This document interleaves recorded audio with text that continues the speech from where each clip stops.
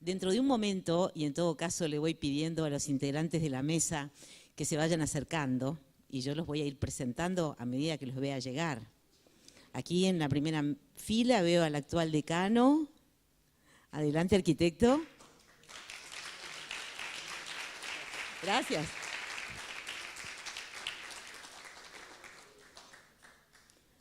Buenas tardes, muy buenas tardes.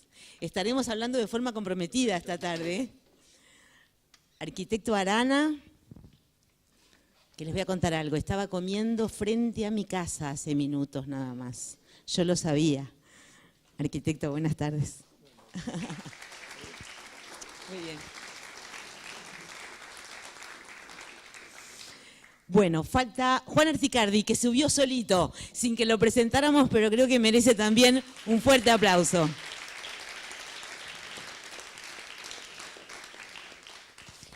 Bueno, yo les decía que estuve hace unos días preparando este precioso evento que vamos a tener con Fernando Pereira y con Alberto Leira, que me dieron clases de patrimonio.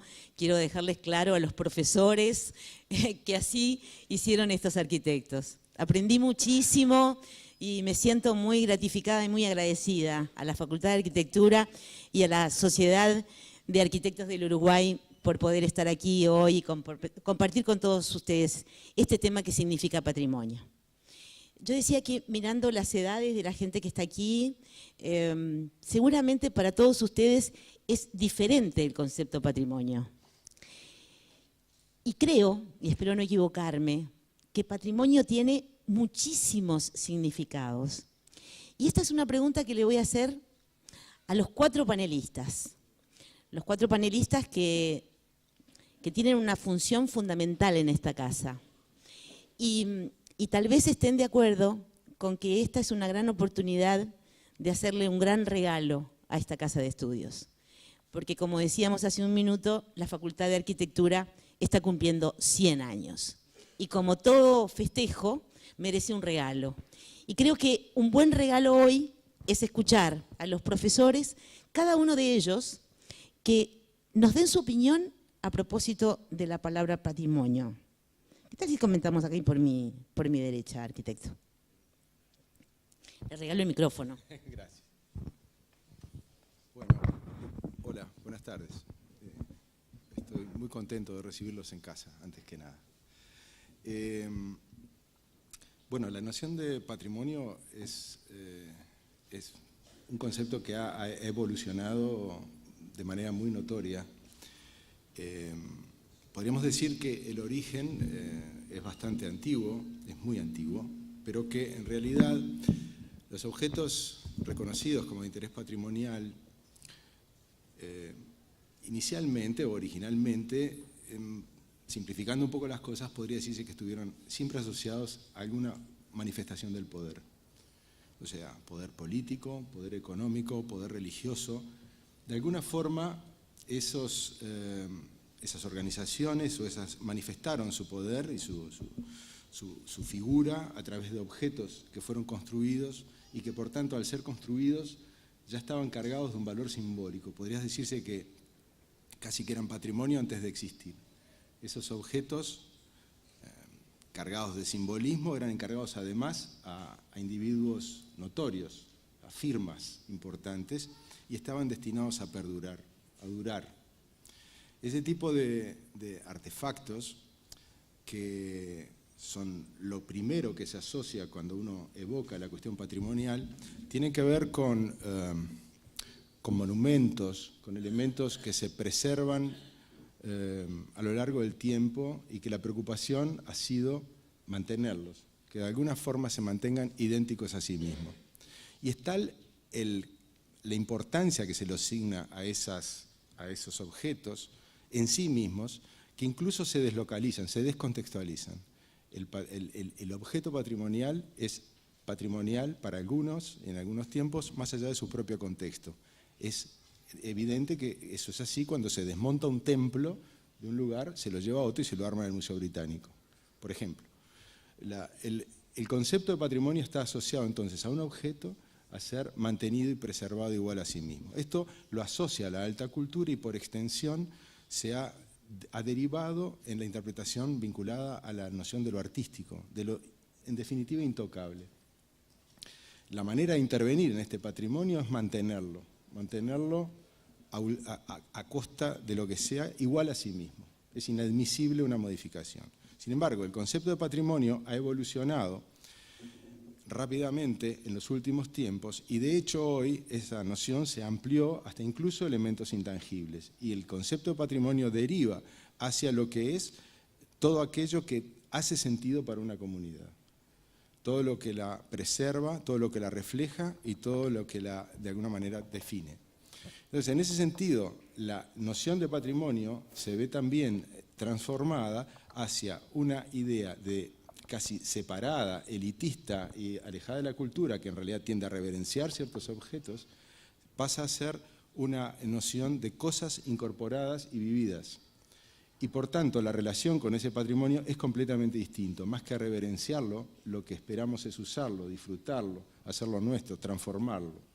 Lo cual no quiere decir que las otras categorías de intocables hayan desaparecido, por supuesto existen y existirán, pero se agregan nuevas capas de entender lo que es patrimonial y de alguna forma de intervenir en él.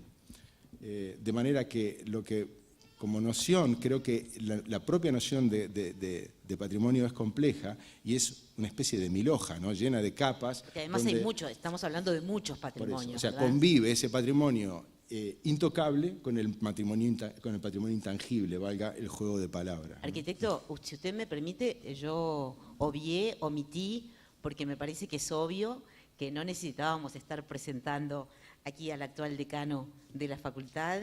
Quien estaba hablando es Gustavo Scheps, que no solamente es grado 5, sino que es el actual decano de la facultad, con quien comenzamos esta manera de comprender lo que patrimonio significa. Al lado del actual decano está Esqueloto, que también seguramente tiene una visión tal vez parecida o complementaria del significado patrimonio. Lo escucho, arquitecto. Bueno, muchas gracias a la Sociedad de Arquitectos, a la facultad, a ti, Rosario, y toda la gente que está acá. Yo a veces tengo la manía de contar cuántos muchachos están en la clase, cuántos asistentes hay en una charla. Hay más de 130 personas aquí, un sábado a las 4:30 de la tarde. El patrimonio es algo que nos convoca, sin duda.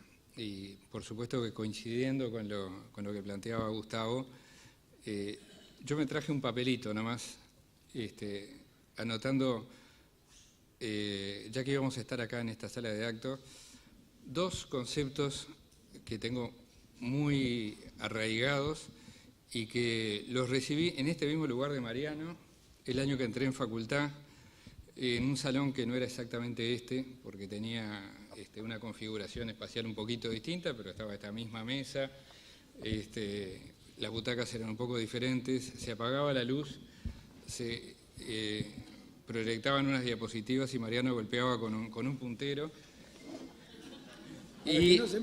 para que no se durmiera la gente, y nos transmitía algunas ideas de lo que hoy podemos llamar patrimonio. Y él hablaba de dos conceptos que, si mal no recuerdo, eran citas o tomados de Benedetto Croce, y que creo que tienen muy directo vínculo incluso con lo que era la performance que nosotros ahora disfrutamos en términos de pasado, presente y futuro. Es esa ciudad que no tiene presente, que en realidad tiene pasado, pero sobre todo tiene porvenir. Y Mariano nos recordaba, en primer lugar, que todo juicio de valor es un juicio histórico. ¿Es así? Es decir, todo juicio que hacemos de evaluar que algo es patrimonial, lo hacemos en un contexto, en un tiempo, en una cultura, en una sociedad, en una comunidad que valora o que no valora ciertas cosas. Y también nos decía otra cosa que para mí era un descubrimiento absoluto y que hoy lo vuelvo a sentir como una afirmación válida, que toda historia es historia contemporánea. Es decir, la historia es un relato que hacemos desde el presente. Yo escuchaba también hace unos días a Gerardo Caetano que decía que cada generación, y estoy totalmente de acuerdo, no solo lo hace, sino tiene la obligación de hacerlo reescribir la historia permanentemente. Lo decía con respecto al reglamento de tierras, pero lo podemos hacer con respecto a cualquier relato de la historia de la cultura, de la arquitectura, de lo que uno quiera elegir. Porque efectivamente esos juicios que nosotros hacemos, valorativos, cambian, estamos situados en un presente, pero el patrimonio sobre todo es una explicación, yo creo, de lo que fuimos, que nos da algunas pistas para saber hacia dónde vamos. Me parece que ese es el sentido. Por eso se reúne tanta gente hoy aquí, en muchos lados, absolutamente heterogéneos y diversos, alrededor de toda la ciudad de Montevideo y en todo el país, porque esto toca fibras muy, muy íntimas de la comunidad. Como decía Gustavo, tanto en lo material como en lo inmaterial, en lo tangible como en lo intangible, en lo natural como en lo cultural, en lo arquitectónico como en lo artístico, se visualiza el patrimonio como algo que nos pertenece a todos, que es muy diverso, que se va ampliando, y termino diciendo que esta jornada, este día, que en realidad es un fin de semana, que hoy cumple 20 años de continuidad en cuanto a su ejercicio, se lo debemos también a un profesor de esta casa, que es José Luis Livni, que realmente fue el que nos colocó en esta especie como de ejercicio de memoria colectiva y de disfrute colectivo que hoy nos toca protagonizar, pero que en realidad nos lo regaló él. Gracias, profesor Esqueloto. Supongo que todos los que estamos aquí presentes sabemos que Esqueloto también ha sido decano de esta casa, también es grado 5 y también lleva un taller con su nombre, lo que tiene muchísimo significado. Yo voy a seguir el orden natural de esta mesa. Al lado de Esqueloto está el profesor de todos. Es una mesa muy excepcional que yo le decía a mis amigos arquitectos, deberían de filmarla esta mesa, porque dentro de 20 años nosotros también vamos a ser patrimonio. Esta mesa y todos los que estamos aquí vamos a ser patrimonio. ¿Verdad? Estamos filmando. Bueno, para bien, seremos documento patrimonial. Yo no puedo, me lo va a perdonar el arquitecto Arana, yo no puedo dejar de mencionar la tarea del arquitecto Arana durante el oscuro tiempo de dictadura en nuestro país, cuando él formó un grupo de estudios y comenzó a trabajar de una manera muy fuerte en muchas áreas, pero fundamentalmente en el patrimonio. A mí me gustaría mucho, arquitecto, que usted contara, hiciera referencia a los más jóvenes de lo que significó el grupo de estudios urbanos en su momento. Gracias. Creo percibí que casi todos son menos jóvenes, más jóvenes que yo, ¿no? No crea. Bueno, en primer lugar me parecería, ya que me presidieron estos grandes amigos y estos grandes docentes, hacer referencia también, hacía muchas citas efectivamente, tratando de no dar exclusivamente opiniones personales, sino tratar de poner a discusión opiniones propias y sobre todo ajenas, que es la única manera que uno concibe la docencia, respetando al otro, ¿no? Y yo voy a, si ustedes me permiten, algunas citas, una bastante mordaz, hecha con mala intención, evidentemente, por alguien que colaboró con nosotros. Propia de Arana, lo que va a decir. Alguien que colaboró con nosotros en la Comisión de Patrimonio cuando me tocó dirigirla, ¿no? Hace muchos años ya. No bien surgida la democracia gracias al esfuerzo de mucha gente y gracias al sacrificio de mucha otra. Que era uno de los, yo no sé si lo conociste vos, uno de los abogados de la Comisión de Patrimonio, ¿cómo se llamaba? La Comisión de Patrimonio Histórico, Artístico, Cultural de la Nación, no se terminaba nunca aquello. Es como el Ministerio de Vivienda, Ordenamiento Territorial, que se llama MOVMA, que es imposible.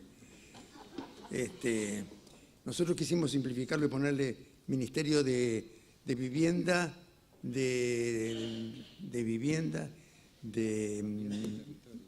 Territorio y Ambiente, pero quedaba, la sigla quedaba Movita, que era espantoso, me parece. Le faltaba un artículo, le faltaba un adjetivo. El tal abogado un día se despachó en la plena comisión, dice, como todo el mundo sabe, el patrimonio es un conjunto de bienes, mientras que el matrimonio es un conjunto de males. Una cosa increíble.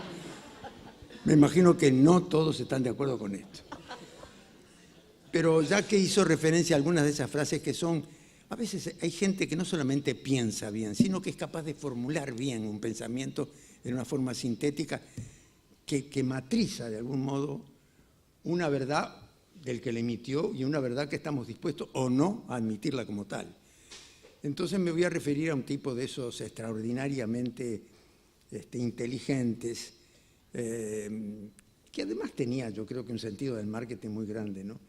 Como era el español Ortega y Gasset, cuando decía, el pasado no está allí, en su fecha, está aquí y en mí, que es más o menos lo que nos han demostrado muchos de los historiadores, para referirnos ahora a lo estrictamente nacional, gente tan sabia como José Pedro Barrán, un extraordinario universitario y un enorme amigo, o José Rila, o este fenómeno también cultural que es Gerardo Caetano, ¿no? Y yo creo que es una de las cosas a tener en cuenta, por lo mismo que decía Gustavo, al final de cuentas, las valoraciones que hacemos hoy no son las mismas que se hicieron ayer sobre un mismo edificio. Y es lógico eso, ¿no? La manera de percibir no es la misma. Si uno fuera, decía Dieste en alguna de sus entrevistas formidables, ojalá que la UNESCO logre aceptar lo que estamos tratando de promover, que la obra de Dieste, el conjunto de la obra de Dieste pueda ser patrimonio también de la humanidad, ¿no? Creo que estamos bien rumbeados, ojalá que sea así. Y decía él, trataba de señalar algunas de las obras que él había quedado muy impactado con ellas, y con razón, ¿no? Quien haya visto la Catedral de Chartres en la tarde, sobre todo les recomiendo la tarde, soleada, cuando el sol del oeste pega en los vitrales y te inunda con aquella barbaridad en el piso, en el suelo, formás parte de la arquitectura. Sos parte de aquello que crearon una serie de, algunos de los creadores de las mejores obras del gótico los conocemos, o sabemos su nombre, ¿no? Que no es lo mismo que conocer a una persona. Pero él sobre todo se dirigía, si a la gente le sacaran la pata de encima, la gente es capaz de reconstruir o construir una nueva catedral de Chartres. Quizás exageraba un poco si lo tomamos literalmente. Pero quería decir mucho para alguien tan sensible en los aspectos no solamente técnicos, científicos, formales, sino también en todo aquello que tiene que ver con la simpatía esencial de la persona, universitaria o no universitaria, docta y lo que habitualmente llamamos culta, o la gente que no tuvo las posibilidades que de pronto tuvimos muchos de nosotros. Y que sin embargo era capaz de valorarla en su sentido esencial de gente, de persona.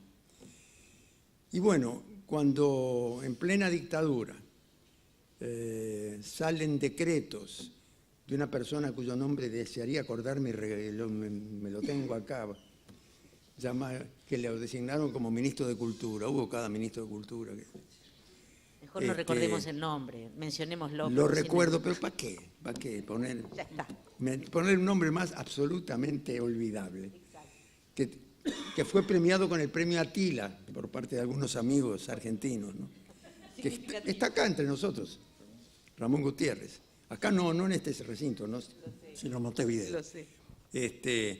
Y en aquel momento, bueno, había una cantidad de edificios que habían sido clasificados como monumentos históricos, en fin, con todo lo que ello conllevaba, ¿no? La preservación, en fin. No quiere decir, por favor, y creo que esto lo tenemos bien claro todos los que hemos participado en ello, que un monumento histórico no pueda ser tocado en lo más mínimo. Una cosa será, yo qué sé, ni siquiera el Partenón, otra que fue tocado, fue volado. Las barbaries que hicieron alguna gente, los turcos en particular, tampoco los turcos lo peor que hicieron fue volar el Partenón poniendo ahí. Los turcos hicieron el genocidio, el genocidio del pueblo armenio, ¿no? Que ni siquiera lo reconocen 10 años después. Y se sienten corresponsables de aquella barbarie. Hombre, yo te digo la verdad, no puedo entender esas cosas. Y algunos de los que además acompañan estos movimientos, voy a decir, la colectividad judía ha sido extraordinariamente afín y solidaria con los compatriotas armenios, algunos de los cuales no nacieron aquí, ¿no?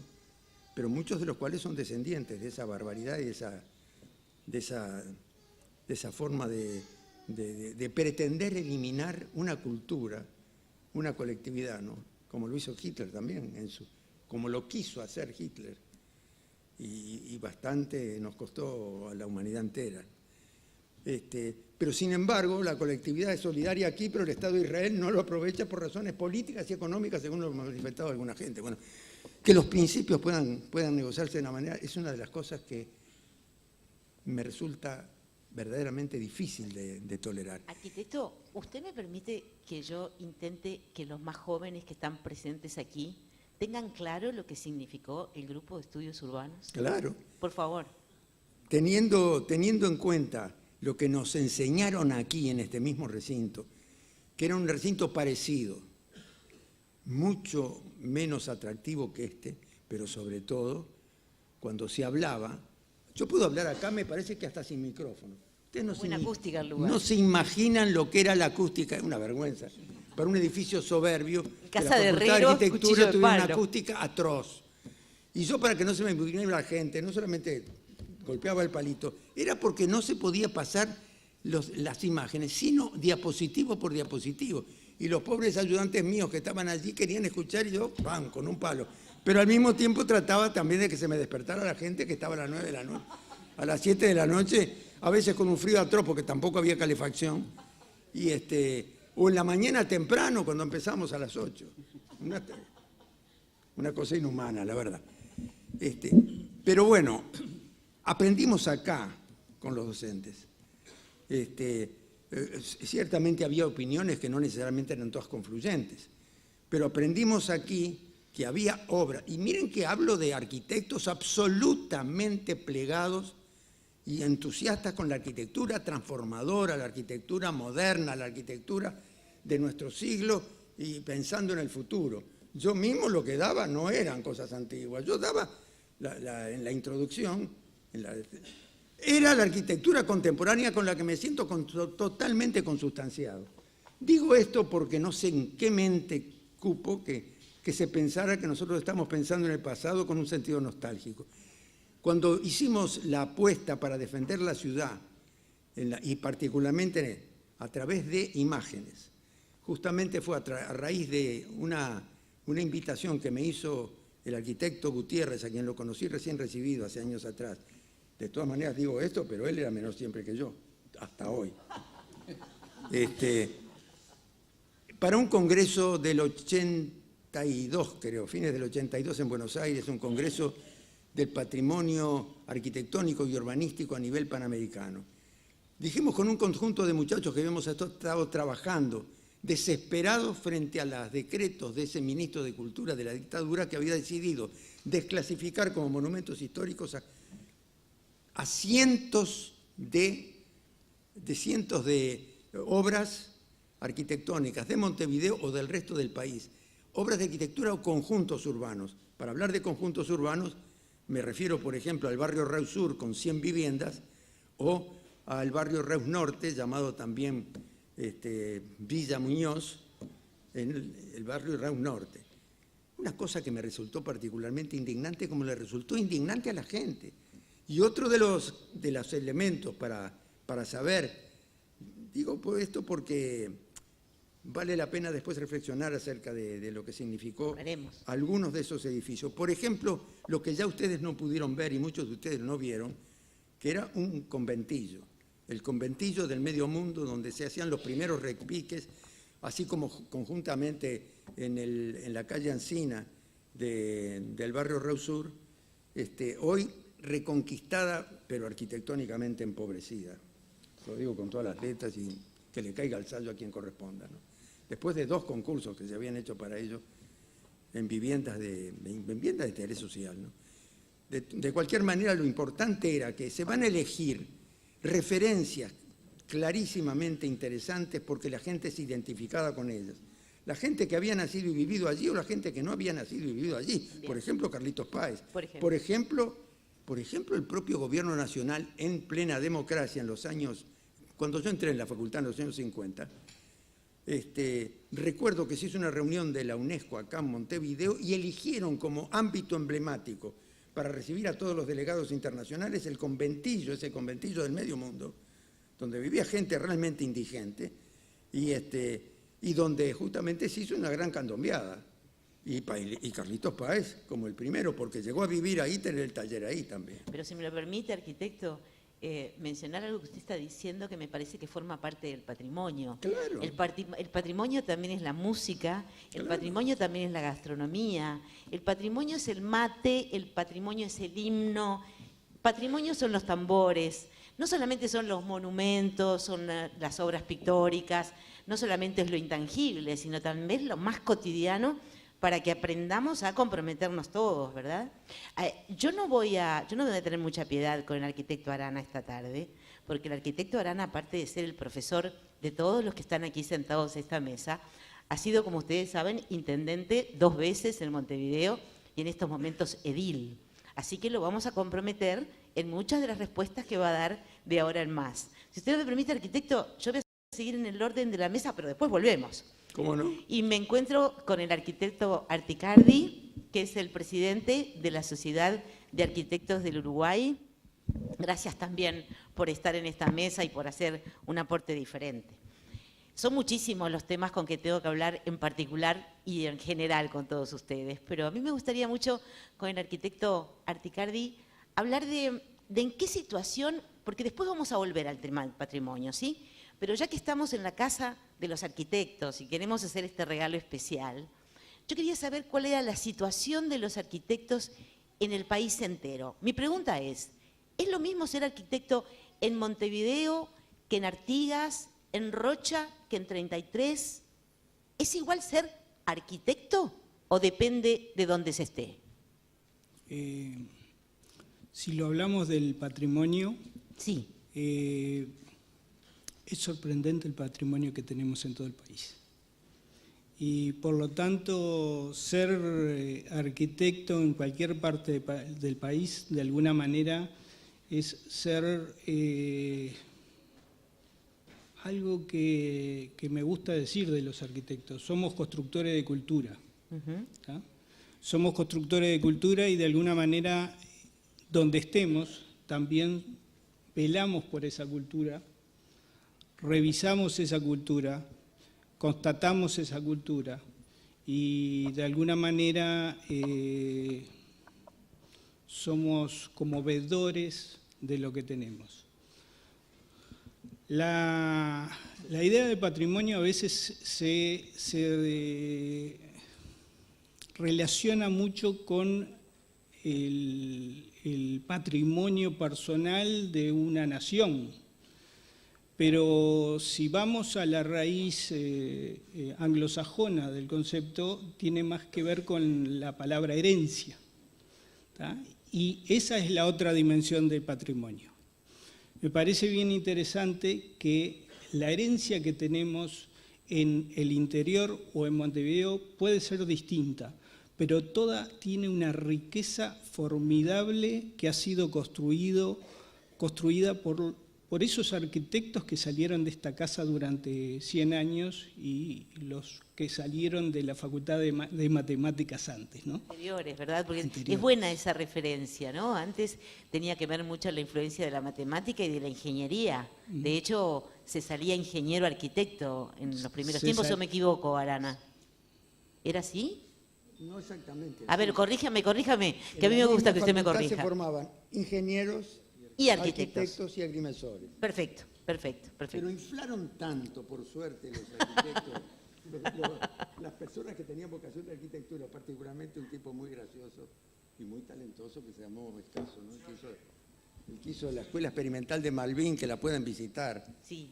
En Malvin, allí en Orinoco, ya ni me acuerdo bien. Extraordinaria obra que hizo el Estado Centenario y muchas otras cosas.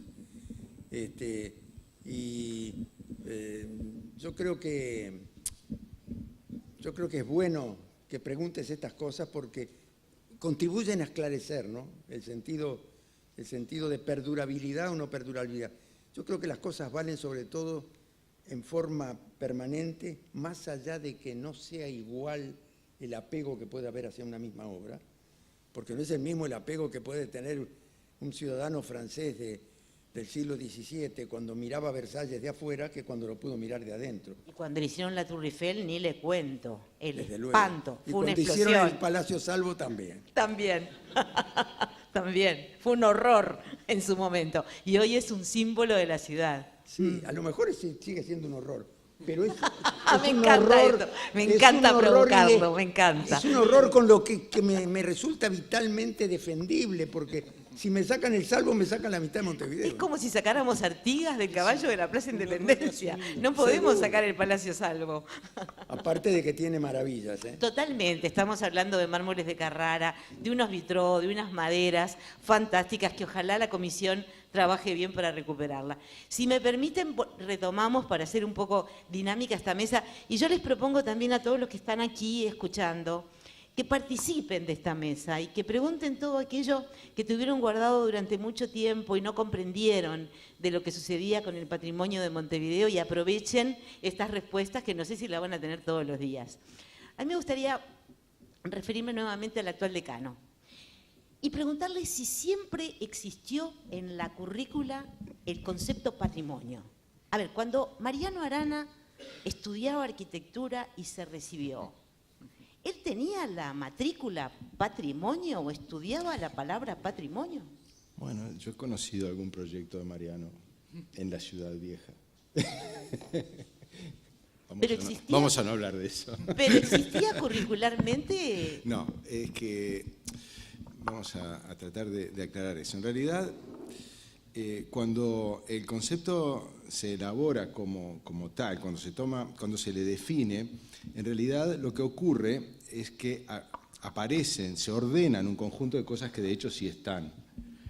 Digamos, cuando toma fuerza la dimensión como concepto de la sostenibilidad, no se inventa la sostenibilidad. En realidad desde siempre hay trabajos que tienen que ver con una arquitectura sostenible, pertinente, vinculada a las culturas locales y demás. Pero cuando se define el concepto de sostenibilidad, cuando se toma conciencia ante determinadas circunstancias particulares, todo aquello se ordena, se realinea, y a través de ese paradigma, bueno, aparecen entonces problemáticas propias, enfoques propios y demás. Es como que se reordenan cosas que ya están y a partir de la potencia que surge de ese reordenamiento aparecen cosas nuevas. Lo mismo ocurre con la noción de patrimonio. Ha habido siempre en determinados grados preocupación por lo que existe, por cómo mantenerlo, cómo mejorarlo y cómo hace sentido en determinadas culturas.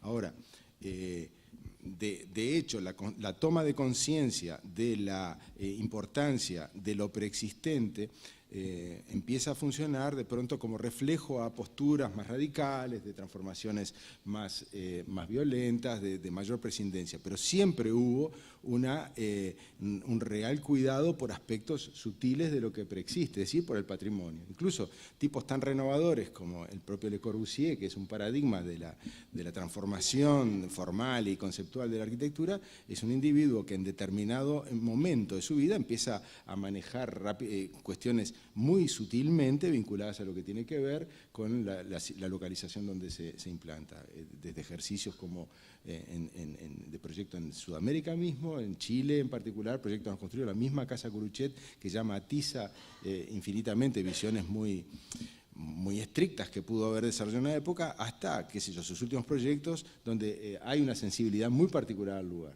Entonces, bueno, el concepto realmente como tal puede ser que no se formulara, pero los ingredientes que construyen la noción de patrimonio sí estaban.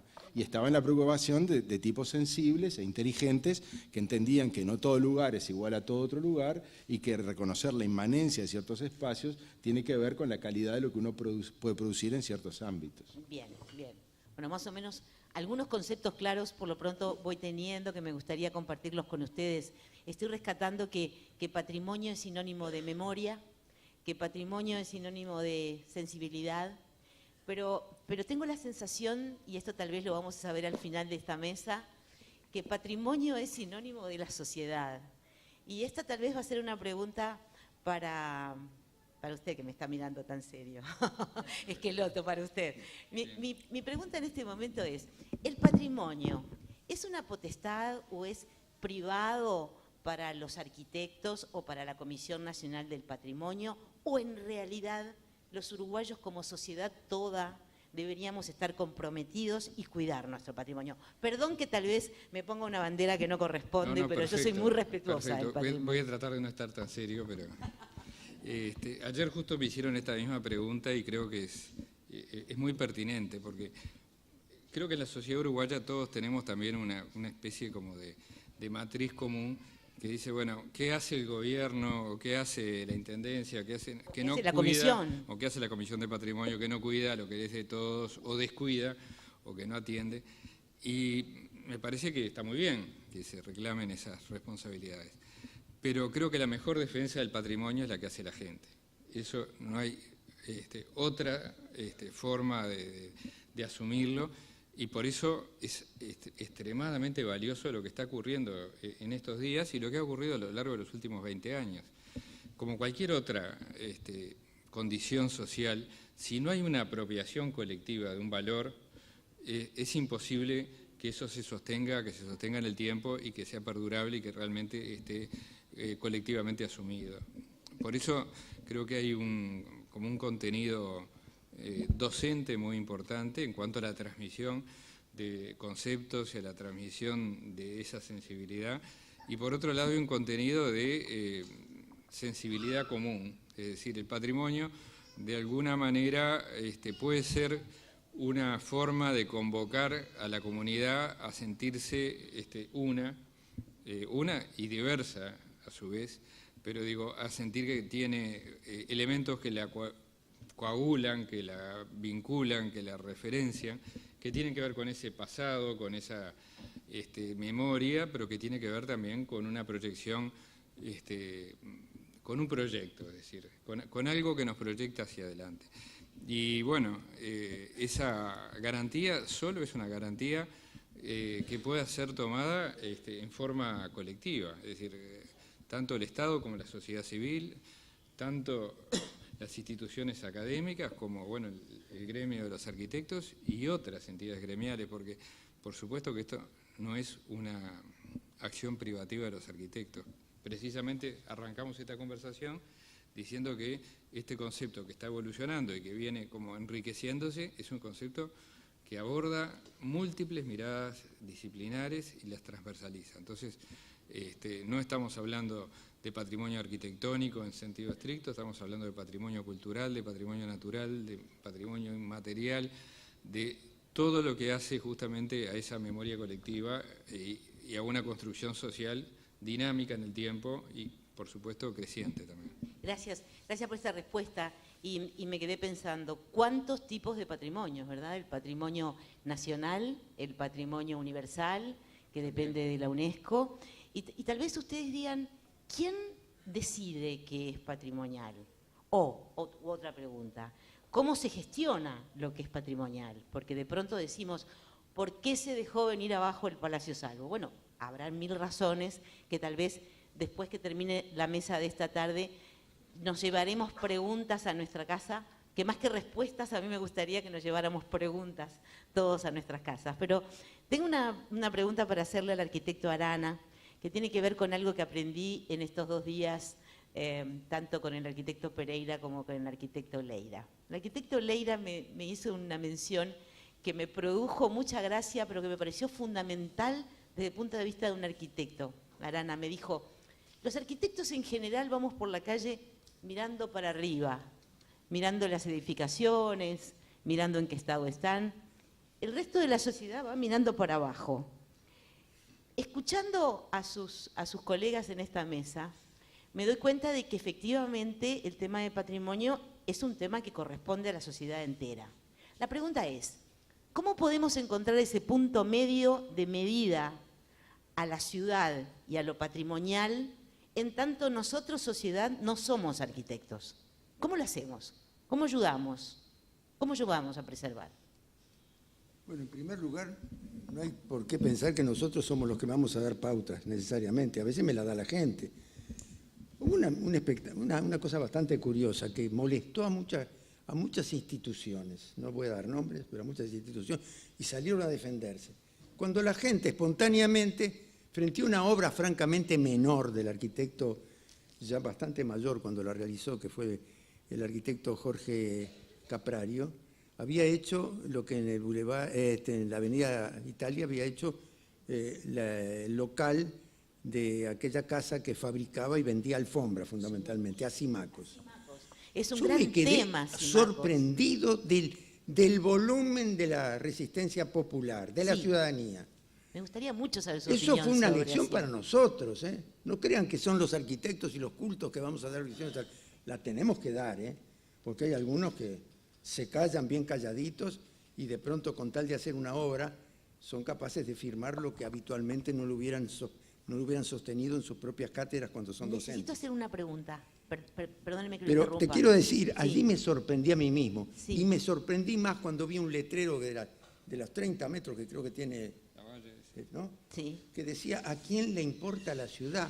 sí. Yo me emocioné porque era el título del segundo audiovisual con el que salimos a defender la ciudad entera, montevideana y no montevideana, en plena dictadura. Entonces, cuando la gente decía, bueno, pero eso, salían a defender diciendo, bueno, pero eso no estaba protegido. Bueno, pero no está protegido, pero discutamos con los propietarios, negociemos con ellos, no impongámosle las cosas, razonemos juntos. Sobre todo No, los nada. vecinos, por ejemplo, Apareció los un vecinos. sábado y un domingo y sin autorización de demolición lo tiraron. Y pagaron los $10.000 de indemnización, porque ¿qué le importa a una gran empresa como la que está? Vamos a no mencionarla. Pero Todos mi sabemos pequeña cuál es. microvenganza es no pisar nunca más ese local. Aviso. Estoy de acuerdo con usted.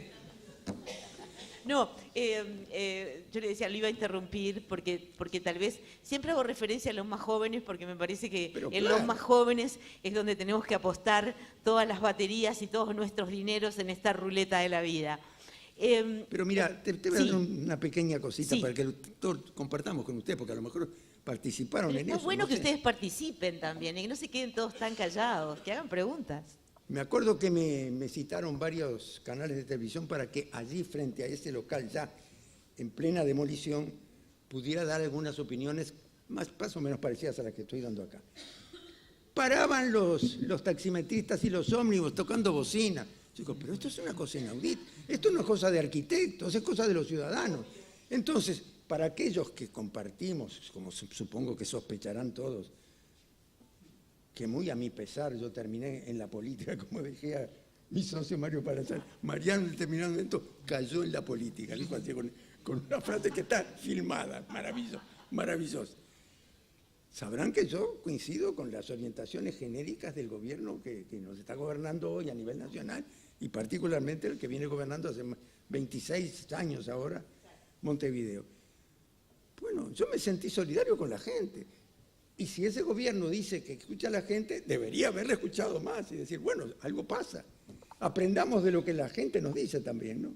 A mí me gustaría hacer referencia, yo le decía a los más jóvenes, que ya que nos demolieron, y yo digo nos demolieron, Sí, porque claro. siento que nos demolieron el edificio Asimacos, hacía mención el arquitecto Arana, allí en la calle Avenida Italia, hay un edificio que todavía se mantiene, que es del mismo arquitecto y tiene similitudes arquitectónicas, que está en la calle Ellauri, en la esquina del Parque Villaviarritz, y que el edificio se llama El A ver si los Indio, vecinos le ponen luz por dentro, y como que tenían. sería bueno que ustedes lo miraran, porque para aquellos que no tuvieron la suerte de ver a Asimacos y de saber lo que significó en ese momento esa terrible demolición, por lo menos tenemos otro edificio, aprendamos a cuidarlo, porque es una de las maravillas que tiene esta ciudad.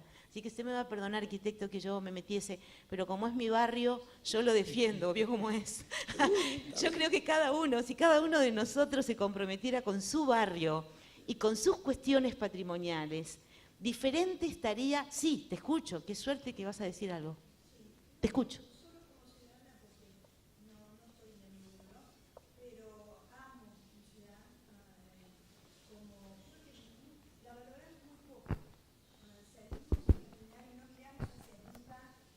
Descubrimos esas... Creo que bueno, muchas gracias. Y bueno, puntualmente, el edificio que a mí me tiene sumamente preocupada, ¿qué va a pasar con él? Porque son años que hace que está abandonado. La estación de ferrocarriles General Artigas. No puede ser. ¿Quién va a contestar No puede ser. esta pregunta, que a mí me parece una gran pregunta, porque sin duda es no solamente es una edificación, ha sido una fuente de trabajo, ha sido una fuente de riqueza, también ha sido una suerte de despilfarro, según lo pueda ver cada uno. Pero a mí me gusta, ¿quién va a contestar sobre AFE? ¡Qué momento! Se pasan la pelota caliente. Si nadie lo decide, lo voy a decir. Bueno, a ver, Juan Articardi va a contestar. A ver, esto pasa justamente como con el ejemplo de Asimacus. Si hay algo que todos los uruguayos o todos los montevideanos nos preguntamos es qué vamos a hacer con AFE. Tenemos ahí un elemento fundamental de la arquitectura, una obra magnífica de Andrioni, que en definitiva ingeniero, para los vecinos que no lo saben, y de alguna manera que podría llegar a ser un centro cultural, podría llegar a ser no un shopping, ¿no? Un shopping no. De eso vamos a hablar en segundos nada más, no me mate la pregunta siguiente. Pero podría llegar a ser lo que hoy es un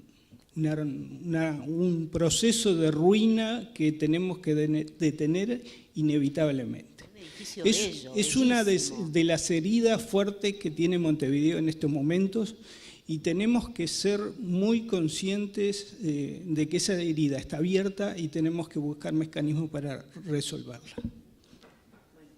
Los escucho a los cuatro, porque me parece que no solamente gracias por esa pregunta, pero fue yo creo que este es un fundamental. tema que interesa a mucha gente y por suerte está despertando no solo interés, sino también hasta cierta indignación.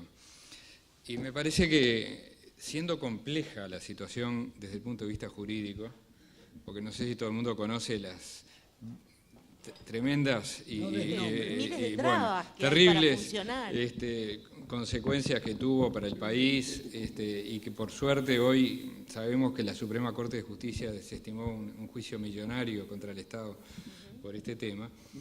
1.500 millones, una cosa de dólares absolutamente absurda. Sigue estando en manos de un privado, porque en realidad eso fue objeto de un llamado a licitación por una concesión para 30 años, y en realidad el privado lo que reclamaba que no se le dio posesión del bien. O sea que hoy el Estado lo que va a tener que hacer es entregarle el bien y reclamarle que cumpla con lo que se comprometió a hacer, que probablemente no puede hacerlo. Pero independientemente de todo este proceso absurdo desde el punto de vista jurídico e institucional que se procesó en los años 80, fines de los 80, más bien en los 90, conjuntamente con el desmantelamiento del servicio de pasajeros de AFE, que yo creo que es uno de los grandes errores que tuvo este país, hay que pensar que el futuro de la estación central podrá estar vinculado a una multiplicidad de usos, pero quizás no haya que descartar que vuelva a ser una estación de pasajeros.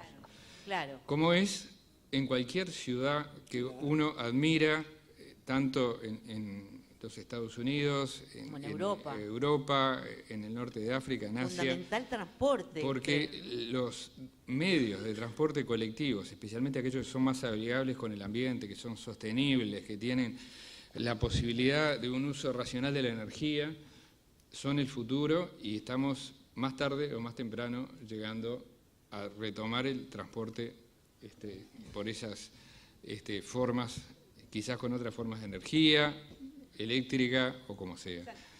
Pero el llegar al centro de Montevideo, como se llegó, con la estación terminal de pasajeros, que puede ser multimodal inclusive, donde pueda llegar uno con bicicleta, con medios de transporte colectivo, etcétera, y tomarse un tren metropolitano o de media o larga distancia, no es lo mismo en la calle La Paz que 800 metros más al norte, en un lugar absolutamente inhóspito, alejado y totalmente agresivo para con respecto al usuario. Entonces, les recuerdo que cuando se aprobó el Plan Fénix, Mariano era intendente, yo trabajaba junto con Mariano, Y una de las condiciones que se le puso al Banco Hipotecario para poder aprobar la normativa de ese plan era que la servidumbre de vía, o sea que el espacio para que llegaran los trenes hasta la estación central se tenía que mantener, y esa servidumbre de vía todavía existe. Sí, está O sea como que en un impasse. es posible revertir cosas y hay sociedades que han revertido esas cosas. Loto, en todo caso, si usted me permite, es acá donde yo hago referencia a los que estamos aquí, y en realidad me gustaría hacer referencia a toda la ciudadanía uruguaya, de que no entreguemos la responsabilidad final de lo que entendemos que es patrimonial solamente a los arquitectos. Creo que de la misma manera que a ti te importó hacer esta pregunta y que me dijiste estar preocupada por el estado actual y por el final de AFE, creo que es por ahí por donde tenemos que comenzar, por empezar a amigarnos con nuestra ciudad y no solo dedicarnos en un día como hoy a recorrer la ciudad y a mirar encantados, pero desde fuera, edificios. Mi pregunta es, ¿qué hacemos por el patrimonio nacional los 364 días del año restante los uruguayos? No solo los arquitectos. De los arquitectos vamos a hablar ahora, porque la siguiente pregunta que les voy a hacer, y acá me lo contesta quien quiera, quien se sienta cómodo, es ¿cómo se define que algo es patrimonial? Y la segunda pregunta es, ¿cómo se gestiona el patrimonio? Perdón, es un poco difícil, pero usted está acostumbrado, arquitecto, a preguntas difíciles. Yo voy a contestar alguna parte de la pregunta. Y Adelante. Como actual decano me parece muy bien que tome la rienda. En realidad, hay una definición que es bastante general y que pasa subterráneamente en la cultura. En general, la cultura funciona en base a acuerdos de expertos que hacen sentido para la mayor parte de la gente. Eso es así, incluso en el mundo científico, por ejemplo. O sea, la ciencia es un acuerdo de expertos que en realidad hace sentido para la vida general. Eso en lo patrimonial ha sido así, pero ha sido así de una manera, yo diría que absoluta. Ha sido así en términos de imposición de ciertos valores que fueron reconocidos como destacadísimos y que se impone por la vía de las prescripciones de alterarlos o las restricciones de uso, se impone la noción de su valor. Hay una gran conciencia en general en la gente del valor simbólico de algunas cosas. Sí, eso sin duda. Pero no es exactamente la conciencia del valor arquitectónico de las cosas. Cuando nos, por ejemplo, escandalizamos con razón porque se grafitea el Palacio Legislativo, nos escandalizamos porque se está transgrediendo el valor simbólico del Palacio Legislativo. Sin embargo, no aparece el mismo escándalo cuando se vandaliza cualquier otro edificio y muchas veces incluso se aplaude. Entonces, lo que ocurre es que yo hablaba del patrimonio, de lo intocable a lo intangible, como un juego de palabras que habla del patrimonio que no se puede y no se debe tocar, que no se puede alterar, a la noción más contemporánea de un patrimonio que es intangible, que en realidad ni siquiera es material. La música, claro. La gastronomía, decíamos. Por ejemplo. Entonces, el asunto es que lo que a mi modo de ver está faltando para una defensa efectiva del patrimonio es información y formación de todos nosotros acerca de las características específicas de la arquitectura. ¿Cómo nos vamos enterando de todo esto? Bueno, justamente nos vamos enterando de rebote y por casualidad. O sea, va apareciendo de una manera inorgánica a lo largo de nuestras vidas determinados hechos que hacen que uno atienda a la arquitectura. Algunos edificios excepcionales, algunas catástrofes, y un poco esa noción de que el arquitecto hace cosas raras, singulares, y que entonces son reverenciadas, es una verdadera traba para generar un aporte real y profundo a la sociedad y que la gente haga suyo el patrimonio. A nosotros nos preocupa de la facultad y queremos colaborar en trabajar desde muy pronto en la formación de niños acerca de una sensibilización de lo que es el espacio construido. desarrollar una conciencia hacia lo construido que permita entenderlo y disfrutarlo. No una cuestión memorística que haya que reverenciar nombres. No que sea propia de esta casa. No, yo estaba pensando, llevarlo ¿por para qué, que, ¿por qué no en un jardín de infantes comenzar con juegos didácticos a cuidar, a preservar y a atender lo que es el A patrimonio? entender por qué alguien disfruta de jugar en un rincón más que en otro, o por qué, ¿verdad? Ese tipo de generar ese vínculo hacia lo que tenemos alrededor. Y a partir de que ese vínculo se afirme, bueno, pues el patrimonio será realmente cuidado y custodiado. Es decir, me parece que nosotros estamos un poco en deuda, como disciplina, como arquitectura, de transmitir y colaborar a construir esa conciencia por lo patrimonial. Y lograr que esa opinión de algunos expertos, que se transmite a la gente y que la gente dice, sí, está muy bien, eso, como estos dicen que es muy importante, será muy importante, llegue al convencimiento, por la sensibilidad propia y por el disfrute de aquello, de que en realidad sí es importante. Sheps, yo no quiero quitarle responsabilidad a los arquitectos uruguayos de ninguna manera, y muchísimo menos a la Comisión Nacional del Patrimonio.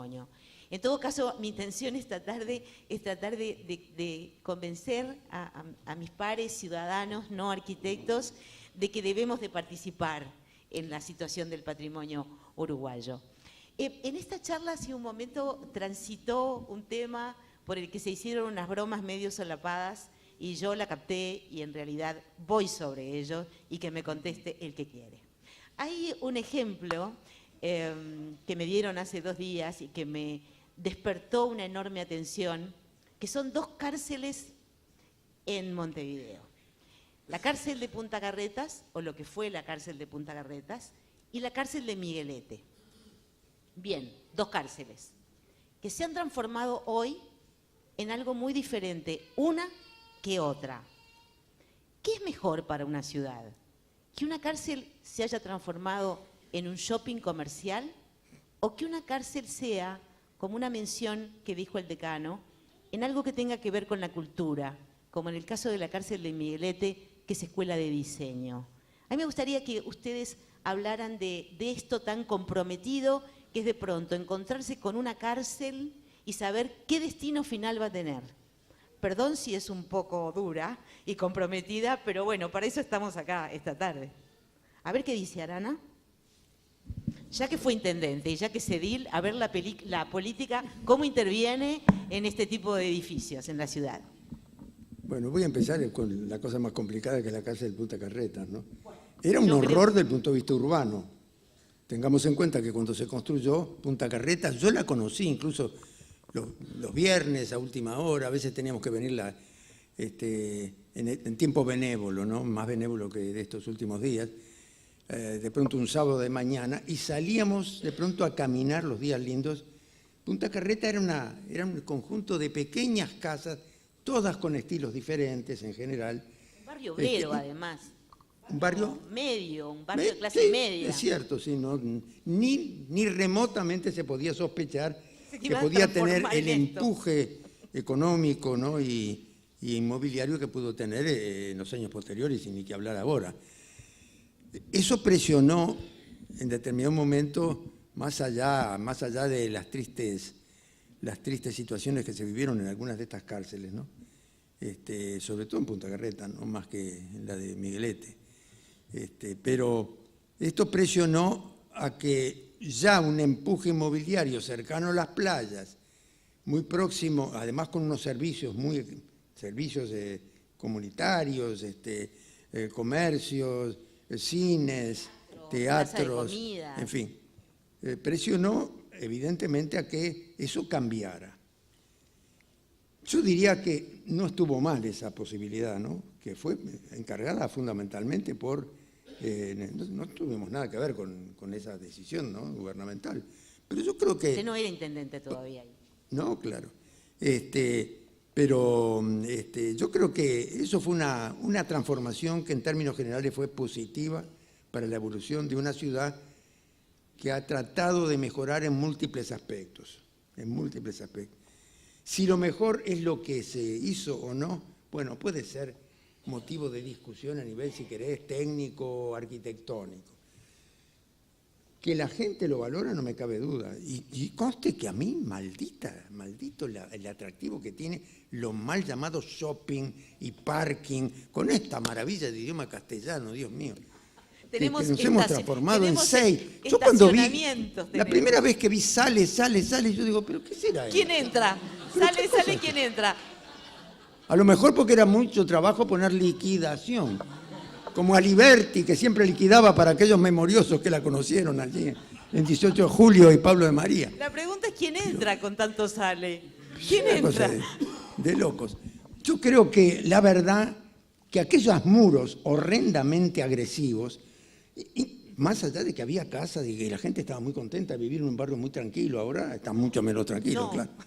no, doy fe, no. Contribuyó a que la ciudad se transformara en gran medida y fue un foco de atracción más para montevideanos, para uruguayos y turistas, ¿no? Porque la gente va, yo no sé cómo le gusta tanto, pero bueno. Paseo. Que le guste comer en un ámbito que tiene 12 metros de altura, 14. Yo creo que no se puede pensar en que tenemos que imponer soluciones a la gente. Y admitir que las soluciones son múltiples y los gustos también, y la gente no es necesariamente idéntica, aunque pueda tener incluso ideas confluyentes en muchos aspectos. La otra era ya un edificio absolutamente en degradación total. Yo recuerdo haber visto presos que cuidaban el jardín cuando era chiquilín, porque había una tía que vivía allí en la zona de la Comercial.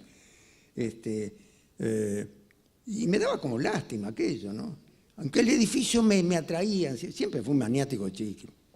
Adoré los kiosquitos policiales, por eso lo pusimos con Garabelli en ese librito de divulgación. Me encantaban los edificios que tenían remates, el Palacio Díaz, sin saber que aquello era producto de la modalidad norteamericana de lo que podríamos llamar el Art Deco. Me encantaba fundamentalmente el Palacio Lapido, que siempre lo vi como una maravilla que no se puede creer.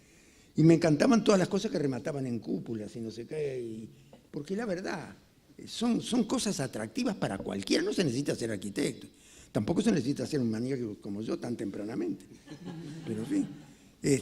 Pero créanme, eso creo que fue y creo que también es un adelanto lo que se está tratando de hacer, porque esto está en vías de modificación, todavía es medio entre ruinas, pero lo más atractivo que tiene a mi modo de ver la cárcel del Miguelete no es lo que se transformó para museo, que creo que es un aporte, sino lo que todavía no se tocó, esa especie de paisaje, ¿cómo se llama este maravilloso grabador italiano?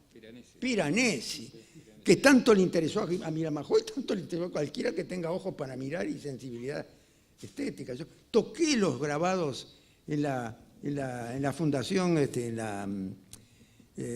no en Madrid, sino en Valencia, en la fundación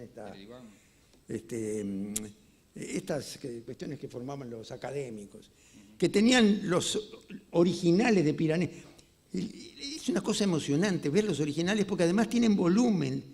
Me permitían, claro, como intendente, me dejaban tocarlo. Porque después cerraban todo y se nunca más hasta dentro de 20 años. Pero tiene volumen. Era emocionante aquello. No solamente lo que se mira, esa cosa táctil extraordinaria que tiene también la arquitectura. Pero además, yo quiero insistir en esto, la arquitectura es el Club Uruguay, que siempre lo tomo como referencia de maravilla, hecho por un ingeniero, pero que tenía formaciones también muy exquisitamente elaboradas en Nápoles y en ¿cómo se llama? Torino. En Torino creo que también estuvo, ¿no? Pero las cosas que no hicieron necesariamente los arquitectos, pero que el uso determinó que se configuraran espacios increíblemente atractivos. Por ejemplo, yo llegué a hacer acá algunos, yo qué sé, no sé si fue el año pasado, cuando me pusieron, ya cuando me ponen los nombres en una sala, digo, bueno, esto... Empiezan a rechinar los sarcófagos con los jeroglíficos de última generación. Entonces puse acá unas imágenes de un sitio que siempre me encantó desde chico, donde pasaba el ferrocarril que yo no conocí, porque se inauguró en 1869 el ferrocarril que salía de la estación central rumbo al norte, digamos, al norte y al oeste, ¿no? Y que genera, por debajo de la calle Sierra, como le sigo llamando yo, abomino el cambio de los nombres también. Le llamó Sierra. Ahí sí que soy nostálgico, ¿eh? Sí, no, pero se nota la respetuoso, cédula con eso. no por mí, les digo la verdad. Porque no hay derecho, me parece a mí, no hay derecho que por una resolución de la Junta o de quien cuerno sea, que se le cambien los parámetros que le permiten a la gente identificarse con lo que conoció él y sus mayores, y que cuando ve un cuento o un relato o una crónica histórica no sabe de qué se trata. ¿Qué es la calle Cámaras? Es Juan Carlos Gómez. Bueno, yo qué sé. Tenía por lo menos un sentido, porque eran las cámaras que funcionaban en el Cabildo. Después, menos mal que no cambiamos ahora a Juan Carlos Gómez, pero hemos cambiado. No sé cuál es, Yaguarongi, no sé, le sigo llamando así. Pero además, creo que sinceramente, perdemos pie, es una falta de respeto a la gente. Y ni te digo el conflicto que se crea con las ambulancias, con los carteros, con la policía, con los bomberos, que también tiene su importancia, ¿no? En una ciudad complicada como la nuestra, ya, y grande y extendida. ¿Tenemos una pregunta? ¿Alguien? Sí, Ana María. Apasionado, yo, viejo, sí. Teniendo el placer de escucharlos y por supuesto, de escritura nada, pero aprendiendo montones. Lo que me estaba preguntando ahora cuando usted dice miro hacia arriba, los arquitectos van mirando hacia arriba, ¿qué sentimiento le provoca cuando usted ve una estructura, ¿no? Con sus años y que han hecho alguna remodelación que no está acorde al resto de esa arquitectura? ¿Qué sentimiento tienen los arquitectos en general y qué le van a transmitir a sus alumnos después de que ese sentimiento aflora de esa manera tan importante? Y cualquiera de nosotros nos apena, ¿no? Le desearíamos que fuera mejor el arreglo. No, A ver, decano, conteste usted. no, o sea, Están hablando poco. las mezclas es un poco eso, o sea, pero yo quería, más allá de transmitir esa lástima o bronca, en realidad vuelvo a lo que decía hace un tiempo, es decir, eso no debería ocurrir porque debería ser rechazado no solamente, o sea, en primer lugar por los arquitectos, pero en general debería haber una sensibilidad hacia las cosas que haga que no sea aceptable ese tipo, que no sea pedida ese tipo de modificaciones. Es terrible ver como unas arquitecturas muy buenas, como las arquitecturas de los años 50 uruguayos, por ejemplo, están vandalizadas, directamente destruidas, pero es por un desconocimiento del encanto que tiene esa misma arquitectura. Desconocimiento quiere decir que no hace sentido para quien admite que tranquilamente destruyan un plano de fachada o una volumetría, porque no tiene significado para él. A mí lo que me pasa siempre es eso, pucha, qué lejos que estamos de realmente tener a salvaguarda ese tipo de cosas. Porque no puede ser solo todo por la vía de la prohibición y de la multa. No, sin duda que no, que por la vía de la prohibición lo menos posible. Pero en todo caso, es que el otro, no sé si está... ¿Alcalde? ¿Sí? Bueno, adelante. No, un poco siguiendo con la reflexión, esto nos está llevando fuertemente al tema de la gestión, es decir, la gestión del patrimonio. El primer paso que nosotros frente al patrimonio tenemos es el reconocimiento, lo decía Gustavo de alguna manera recién, es decir, tenemos que reconocer para poder de alguna manera mantener. Pero ¿cómo lo gestionamos de alguna manera? Porque las transformaciones de hoy también pueden ser patrimonio de mañana, ¿no? Cambiando la preocupación, ¿cómo insertamos una nueva obra al lado de una obra que es patrimonial? ¿Cómo? Perdón.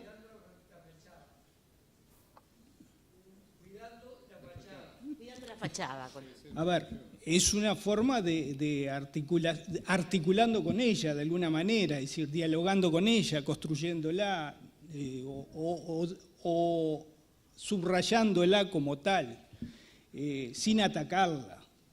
En definitiva, lo que nosotros tenemos que tener claro es que no es deteniendo las cosas necesariamente que nosotros aportamos al patrimonio.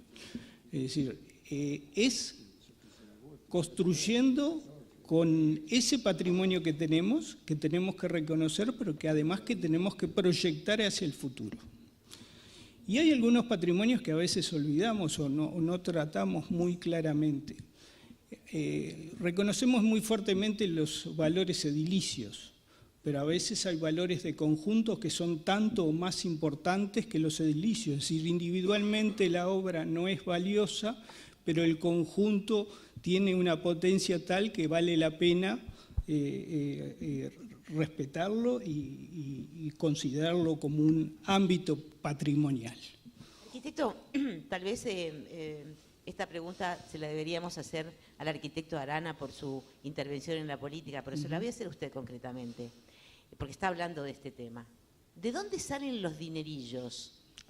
¿De dónde salen los dineros? O como dicen los españoles, los dinerillos para ocuparnos de la gestión y el mantenimiento del patrimonio. ¿Del Estado? ¿Solo? No solamente, no debería solamente, parte sí, pero parte con bajas de impuestos, ¿no? Ese es uno de los mecanismos, pero... Porque quien se ocupa de patrimonio está exento de algunos... Esto es bueno que la sociedad lo entienda, ¿sí? Si me ocupo de algo, está exento de impuestos. Tengo bajas de impuestos en los bienes patrimoniales protegidos, ¿no? Es decir, hay bienes que tienen un diferente nivel de protección. Sí. Es que el otro lo escuchamos. No, para abundar en esto y no sacar el cuerpo a la jeringa, creo que la gestión del patrimonio efectivamente es algo que está permanentemente en la polémica y el cuestionamiento. Y está bien, porque está bien que la ciudadanía haga valer su voz, reclame, cuestione, de alguna manera interpele a los responsables y bueno, eso ayuda a que de alguna manera las cuestiones avancen. Efectivamente, hay que reconocer que tenemos problemas en la gestión del patrimonio, porque si no lo reconocemos, estamos olvidando una parte importante de la realidad y por qué nos preocupa y por qué se generan tantas controversias. Por supuesto que siempre va a haber controversialidad en cuanto a confrontación de intereses, porque va a haber intereses económicos, intereses... Gustavo hablaba del poder, que me parece que es algo que no podemos soslayar, porque muchos emblemas del poder también están imbricados con lo patrimonial, pero es cierto que hoy nuestra institucionalidad es extremadamente débil, ¿no? ¿Quién protege hoy el patrimonio?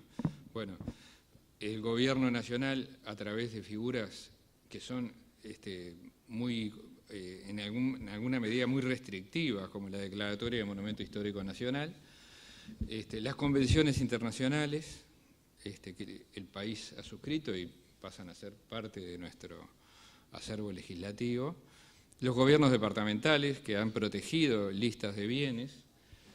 Para ello ha contribuido muchísimo la Facultad de Arquitectura, de hecho ha entregado hace poco tanto al gobierno de Montevideo como a la Comisión del Patrimonio trabajos muy importantes de registro, de inventario, de valoración que ayudan a eso. Pero los recursos no pueden pensar que sean exclusivamente recursos del sector público. Y para que esto mejore es necesario que confluyan muchas cosas. Que confluyan, por un lado, una mayor inyección de recursos, obviamente, del presupuesto tanto nacional como departamental, eso no hay duda, de que se fortalezcan las instituciones que tienen competencias, de que haya una legislación más actualizada, porque hay que tener que la ley, en su momento fue muy importante, pero fue una ley del año 71. Hoy me consta que a nivel legislativo existe ya preocupación y existe trabajo para tener una ley más moderna, más completa. De hecho, incluso la Ley de Ordenamiento Territorial ha incluido algunos artículos que tienen que ver con la protección patrimonial, pero que se necesita más. Y sobre todo, un poco lo que decía tanto Mariano como Juan, facilitar estimular, dar instrumentos para que el sector privado, para que los propietarios, para que quienes de alguna manera ven limitado el ejercicio de su derecho de propiedad, porque el ejercicio del derecho de propiedad no es absoluto e ilimitado, puedan tener de alguna manera una compensación o una vía de mejorar sus condiciones para ese patrimonio mantenerlo en condiciones. Y para todo esto, y termino y le dejo a Gustavo, también se necesita el desarrollo del conocimiento. Y la formación de recursos humanos. Afortunadamente, la Facultad de Arquitectura, desde hace ya algunos años, tiene un curso de posgrado abierto a arquitectos y no arquitectos para especializar justamente técnicos en esta área, que va a ser una de las condiciones necesarias, no es suficiente, pero una de las condiciones absolutamente imprescindibles para que la gestión del patrimonio mejore y sea de excelencia. Es que, Loto, si me lo permite, le vamos a pasar el micrófono al actual decano, porque creemos que este tema que acaba de mencionar usted es uno de los temas fundamentales del día de hoy y de ahora en más, que tiene que ver con la formación del arquitecto hoy. Con la formación del arquitecto hoy, como dice Salvador, de hecho hay un curso que está iniciado ya en la facultad y que de hecho va a llegar a los más altos niveles académicos, porque es un curso que finalmente puede acabar en un doctorado acerca de la cuestión patrimonial. Me parece que eso es muy importante, pero también yo vuelvo a algunos temas que habían manejado ya acá los compañeros de la mesa. Básicamente, la docencia que se ejerce desde trabajos como el que recién la facultad entrega a la Comisión de Patrimonio, donde se señalan 800 edificios, se localizan, se georreferencian, se define la autoría, de manera que se va a poner a dominio público una cantidad inmensa, ya digo, 800 edificios que fueron relevados en todo el país, más de la mitad están en el interior del país, lo cual es un dato enormemente significativo, de los cuales 123 se presentaron como potenciales candidatos a protección, y dentro de ellos 5 monumentos históricos, pero además algo que decía Salvador, otros se sugieren mecanismos más flexibles, menos rígidos para su preservación. Ahora, también hay una cuestión que yo quería agregar a lo que ellos están planteando, y tiene que ver con que el hecho de desarrollar una mayor conciencia hacia el interés de lo patrimonial en la gente, en definitiva, agrega valor económico a lo patrimonial. O sea, en la medida que lo patrimonial empieza a ser una cualidad, el interés patrimonial de determinados espacios públicos o edificios o lo que fuera, empiece a registrarse, empieza a generar demanda por esos espacios. Hablando en el sentido comercial más puro y duro, empieza a ser también un buen negocio el hecho de tener valor patrimonial una cosa, lo cual también colabora a ese mantenimiento efectivo. De allí entonces que en un momento como el que estamos ahora, donde decíamos, en esa especie de juego de palabras, de un patrimonio que era intocable a un patrimonio que es más opinable, el juicio categórico de esto debe preservarse o esto no es tan claro. Y en tanto no es tan claro, se suscitan todas estas áreas grises de problema, de bueno, estos que me trancan todo, que no me dejan hacer lo que quiero, y bueno. Ahora, en la medida en que el fiel de la balanza empiece también a estar afectado por un interés colectivo mayor en cosas que tienen valor patrimonial, bueno, empieza a haber una garantía que es más profunda que la mera regulación, ¿no? O sea, esa idea de una ciudadanía informada me parece que es absolutamente sustantiva para preservar el patrimonio en su más profunda esencia. Esto es como un legado, como la matriz que estamos legando para que el futuro desarrolle su vida. Entonces, bueno, Así que eso que está diciendo el decano es fundamental en esta tarde de hoy y que tiene que ver con el futuro. ¿Qué vamos a hacer con el patrimonio ahora en más? Está muy bien, nos hemos alegrado, salimos en el día de hoy y en el día de mañana a maravillarnos con una cantidad de edificios. Pero bueno, ¿en qué medida es esto? Y vuelvo a decirlo por enésima vez. ¿En qué medida todos nos comprometemos? Les estamos exigiendo a la Facultad de Arquitectura, que hoy está cumpliendo 100 años, y decíamos, este es un regalo que le hacemos a esta casa de estudios, y también les estamos exigiendo a la Comisión Nacional del Patrimonio. Sí, sin duda que sí, y no le estamos quitando peso. Pero entendemos que también nosotros tenemos que participar, y lo ha dicho de manera muy fácil y comprensible. el decano actual de esta casa de estudios. Estamos llegando a los minutos finales de una charla que puede ser eterna y riquísima, pero creo que hay una pregunta ahí, te vi, a pesar de mis lentes te vi. Te van a acercar un micrófono, ¿esperás un segundo? Por favor. Ahí.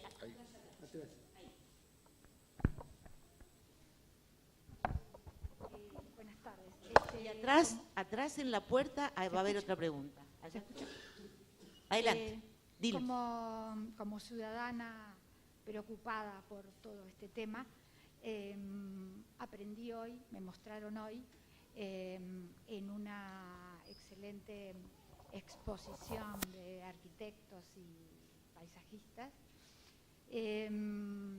No manejo mucho las fechas, pero desde que se delineó la avenida, lo que ahora se llama Avenida General Artigas, desde Punta Carretas hasta, luego hay, ustedes sabrán mejor que yo, una continuación y termina en la Rambla de Capurro o algo así. Bueno, vi cómo se había determinado el ancho de esa avenida, vi cómo se habían puesto las tipas, que ahora son hermosísimos ejemplares que tenemos allí. Vi cómo en la construcción, para la construcción de esas hermosas casonas que hay ahora, como yo qué sé, la Nunciatura, como creo que es la Embajada de Brasil, como había inclusive algunas de esas obras tenían hasta una altura mínima, tienen a veces un alero, una torreta o algo así. El arquitecto quizás lo explique mejor.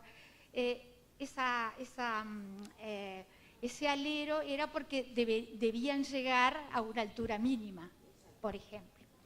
Entonces, tu pregunta en concreta. Bueno, mi pregunta concreta es, ahora nos encontramos quizás con el problema inverso, con el problema de la altura, ¿sí? Eso era hace muchos años. Estamos preocupados ahora por el tema de la altura.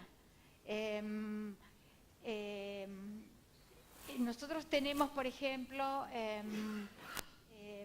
ciertos proyectos, o por lo menos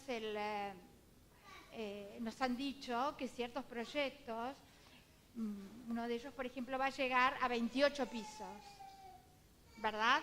Sobre la calle Boulevard, que se va a hacer un edificio de 28 pisos, por ejemplo. Tú me permites que yo haga, porque hay gente que se está yendo y quisiera que todo el mundo se quedase por lo pronto hasta el final. Le voy a pedir a los arquitectos si me ayudan a contestar esta pregunta que, si yo no te entiendo mal, tiene que ver con el manejo de las alturas en las edificaciones de la ciudad. Claro, por ejemplo, ahora cómo nos protegemos de eso, ¿no? Bueno, ¿Cómo es esa gestión, verdad? Gracias. De que se hablaba. Gracias. Escucho respuestas. A ver, ¿quién se atreve? No es fácil esta pregunta de las alturas, porque tiene que ver con los tiempos. Hay ciertas disposiciones a nivel municipal que yo creo que deberían ser cambiadas, francamente. Se pensaron para ser más flexibles algunas situaciones concretas, pero que con demasiada, me parece, amplitud, a veces se permiten los pedidos de salir fuera de la norma, siempre que paguen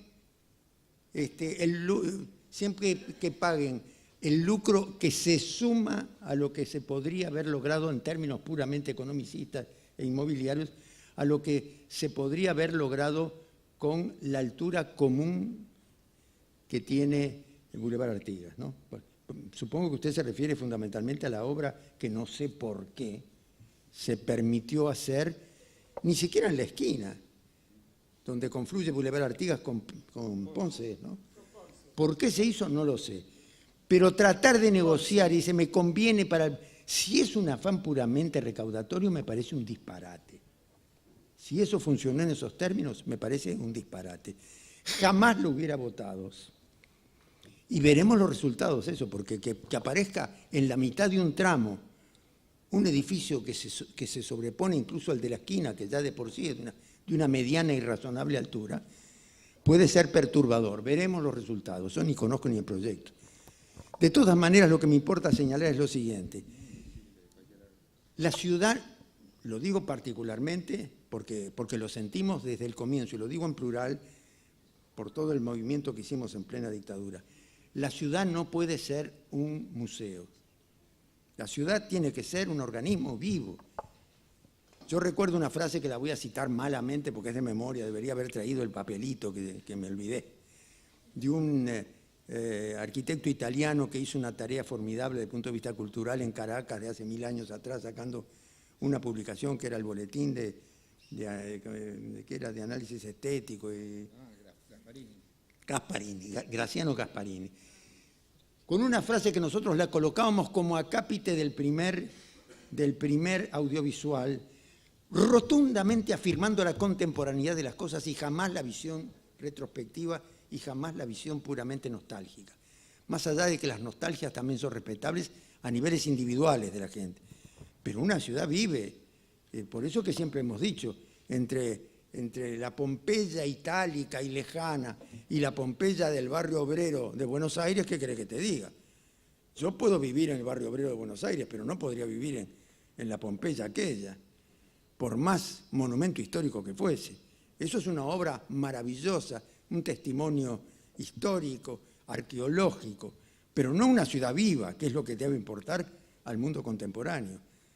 Y la frase de Gasparini más o menos decía algo así como la ciudad no puede ser el reducto de la nostalgia, debe estar relacionada con, digamos, con el derecho que tienen los habitantes a defender un patrimonio que lo sienten propio en función de la ciudad nueva y no en antítesis con ella. Eso es lo que hemos sostenido siempre. No sé por qué alguna gente insistió en tergiversarnos del pensamiento, pero bueno, eso es lo que dijimos, eso es lo que escribimos, eso es lo que pusimos clarísimamente y eso es lo que sostenemos. Ni quiero ser que Montevideo se transforme en una especie de la vieja Pompeya, más allá que acá felizmente no hay volcanes ni temblores de tierra por lo menos registrables. Y tampoco quiero ser Dubái o algunas de esas barbaridades producto de la inversión masiva y del líbrese quien puede, que cualquiera puede hacer lo que sea quien. Estuve en Dubái, miren, la verdad, prefiero 1000 veces y me alegro que sea patrimonio ahora de la humanidad Fray Bentos. Yo también. No quiero ser vale la pena. No quiero ser regresivo, pero les digo la verdad. Arquitecto. Puedo vivir allí, no allá. Del caso Fray Bentos deberíamos hablar en especial, porque es uno de los casos más conmovedores, claro, últimos a propósito del patrimonio nacional. Yo decía que estábamos llegando a los últimos minutos, a mí me encantaría que esto durase meses, porque es tan rico haber estado con ustedes y desde ya les voy agradeciendo.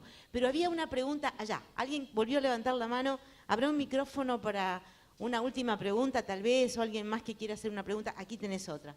Hay 2 preguntas últimas entonces. ¿Te está llegando el micrófono? Ahí llega, va lento, pero llega seguro, llegó. Adelante. No funciona el micrófono. ¿Te podrás acercar aquí? Creo que ahora sí, ahora sí. Ahí está. Gracias. Yo quiero hablar como ciudadano de a pie. Quiero decirle a los arquitectos que me da como una emoción estar festejando el centenario, porque digo, me parece que esto es único e irrepetible. Al mismo tiempo, también como ciudadano, quiero que sepan que me parece alucinante que hace 20 años se creara esta fiesta, ¿no?, que hoy hace que miles de uruguayos como todos nosotros salgan a las calles a ver, a admirar, a sentir, a participar de charlas como esta. Me parece formidable. Y en lo personal, yo creo que en 20 años se ha logrado que que tomemos conciencia de cosas que nos hubieran sido eternamente ignoradas. Y me parece formidable que salgamos en defensa. Yo lo escuchaba a Esqueloto hablar de la estación de tren y la posibilidad remota o no de que vuelva a ser una estación de tren, y quería ponerme a gritar y, como un barra brava. Porque, y yo creo que en general, como lo mismo que pasó con Fraiventos, lo que posiblemente vaya a pasar prontamente con Dieste. Son cosas que son maravillosas. Gracias a la facultad también. Sin duda que Eladio Dieste le debe la mayoría de su nombre y su trabajo a esta casa de estudios, porque ha sido muy difícil llegar a la obra de Eladio Dieste. Según tengo entendido, en los últimos relevamientos era difícil hasta encontrar una llave que abriese la puerta de la iglesia de Atlántida y que alguien encendiera una luz para poder hacer un mínimo relevamiento. O sea que el hecho de que Eladio Dieste ahora vuelva a tener este reconocimiento no solamente nacional, sino universal, también se lo debemos a esta casa de estudios, y te agradezco mucho que hayas hecho mención. ¿Hay alguna pregunta en particular que le quieras hacer a los profesores? Sí, quería una breve frase y luego la pregunta. La breve frase tiene que ver con que, gracias a esto que venía diciendo, en el barrio donde vivo, que realmente es el barrio de Colón, Villa Colón, que tiene una riqueza extraordinaria, hicimos el intento hace muchos años, por cauces normales, que se salvara una torre Pitamiglio que corría riesgo de derrumbe, que la iban a demoler más directamente. Y no recibimos respuesta hasta que afortunadamente nos cruzamos con el arquitecto Arana. Él tomó el tema en su asunto, se hizo una reconstrucción que no será la ideal, pero la torre va a permanecer. Y es un motivo de orgullo y el agradecimiento público al arquitecto. Ahora, al mismo tiempo, y desde el punto de vista del ciudadano de a pie, en el barrio hay cosas de una riqueza extraordinaria y hay otras cosas que tuvimos, por las cuales no solamente yo, sino que más de 2.500 personas han firmado en apoyo, y las instituciones de la zona también lo han hecho oficialmente, instituciones que firmen planillas con su sello, no es nada común, y nosotros, el arquitecto Ferreira Centurión, que integró el gabinete del ministro, nos acompañó en mesas redondas para hablar del tema de los murales del Hospital San Bois. Los murales del Hospital San Bois fueron sacados del hospital fueron pintados hace 71 años, los de Torres se perdieron en el incendio de Río de Janeiro y el resto están provisoriamente en la Torre de Antel. Desde la zona reivindicamos, reclamamos y solicitamos y queremos ver cuáles pueden ser los interlocutores para que se hagan réplicas de los 7 murales de Torres, que en estos días se está haciendo una exposición en homenaje en Nueva York, y nosotros reclamamos, pero no yo, reclamamos con conocimiento de causa y con gente mucho más capacitada, que se hagan réplicas y que se construya un centro cultural en la zona donde albergar los 35 murales. La pregunta concreta es, ¿a quién nos dirigimos? Muchas gracias. Bien. Escuchamos la respuesta porque sin duda estoy de acuerdo. Pocas ciudades reconocen la obra de Torres García como la ciudad de Nueva York, para bien de todos los uruguayos. Pero escuchamos la respuesta libremente. Abre el micrófono por favor para... Perdón. Gracias. Debe haber muchos lugares, pero nosotros tenemos lo que se llama el Comité de Patrimonio en la facultad, que es un espacio que cruza todas las disciplinas que trabajan dentro de la arquitectura, donde hay gente que seguramente va a tomar la iniciativa con mucho interés. Eso estaría... Ahora, a la salida, nos juntamos y ya le doy el contacto. Porque lo podemos seguir esto, no solamente es una cuestión de sala de... Sí, hay una última, que es para ti. Hay una última para ti, pero si esperas un segundito te llega el micrófono, ¿sí? Está por aquí, ahí bien. Porque no se te oye, si no. No se te oye, llega el micrófono. Ya está. ¿Con mucha introducción va a ser o breve? No, muy Gracias, breve, muy gracias, breve. muchas gracias. Muchas gracias. No, muy directito. Gracias. No, porque es sencillamente una curiosidad saber, ¿alguno de los arquitectos forma parte de la gestión del patrimonio que están presentes? Perfecto. Es que el otro- Habiendo tan magníficas, no es que quiera darle palos, al contrario, me encantan los arquitectos, pero Está bien. magníficas esculturas como tenemos en nuestros parques, en nuestras calles. ¿Cómo se permitió? Bueno, ya está colocado lamentablemente ahí el muchacho coreano, ¿no? Muchacho ¿cómo? coreano, Sí, genial, sí, genial la definición. en un punto de privilegio donde los turistas que llegan de todas partes del mundo es el recorrido que hacen de la Rambla y fascinados, Se porque encuentran tenemos con una el Rambla, muchacho es una de las coreano. pocas ciudades capitales que tienen un paseo como el que tenemos. ¿Cómo se permitió? Y cómo, por ejemplo, y no se diría, si se podría rever del coreano, que puede ser que a gente le guste, no sé, en fin, colocarlo en otro lado y hacerle un homenaje como se debe. Hablamos recién del Eladio Dieste. ¿Por qué no? Una estatua, y ahí cuando se pasa con los turistas, hacer mención, uno de los grandes artistas de nuestro país. Ni O siquiera un gran estoy cantante, de que los acuerdo. brasileños son fanáticos de Alfredo Zitarrosa y que nos cuestionan por qué nosotros Va a tan haber- ¿Te poco. voy dando un adelanto? Sí. A partir del próximo 10 de marzo, que Sí. se cumplirían 80 años del cumpleaños de Alfredo Zitarrosa, Sí. te vas a llevar una gran sorpresa. Te lo dejo así. Le comento ya a mi amiga Te lo Carioca que dejo se va a así. quedar felicísima porque está Estadio indignado con Centenario, 10 nosotros. de marzo, 80 años de Alfredo, una gran sorpresa. Pero bueno, vamos a ir terminando esta mesa del día de hoy y no nos olvidemos cuál fue el motivo fundamental de esta reunión, de los integrantes de la mesa y de todos nosotros, que es hacerle un regalo a esta casa de estudios en este día tan importante que se cumplen 100 años. No es tan fácil decir 100 años de vida. Muchísimo menos es decir 100 años de formación de arquitectos. Pero por último, hoy que es el Día del Patrimonio, me gustaría que para terminar, cada uno de ustedes, de forma medianamente sintética o como tengan ganas, planteen un compromiso para la ciudad toda. Yo no quiero que ustedes deslinden responsabilidades como arquitectos. Quiero otra cosa.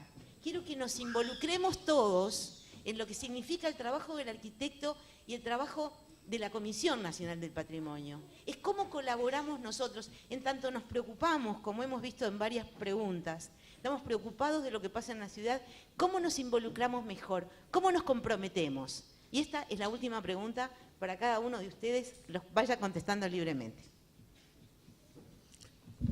Bueno, Actual decano, primer responsable.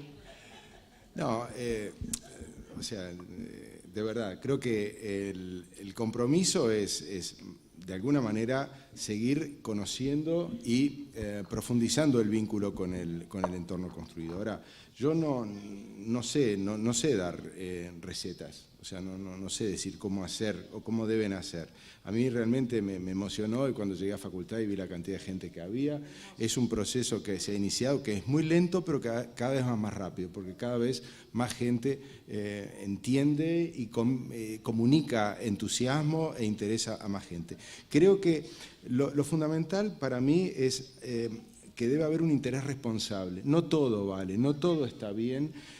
Hay que, de alguna manera, preocuparse por entender las lógicas profundas del entorno construido, leer, mirar, pasear, mirar y sobre todo, pienso yo, en generar una mayor exigencia hacia nosotros, hacia la disciplina de arquitectura. Nosotros tenemos muchísimo más que dar, a nosotros se nos ve como individuos que hacen algunas cosas, pero en realidad nuestra capacidad va mucho más allá de ir a construir determinados edificios o determinadas plazas. Nosotros podemos pensar, mirar y aportarle a la sociedad de la cultura mucho más y sería muy importante que la sociedad de la cultura nos exija, a su vez, mucho más.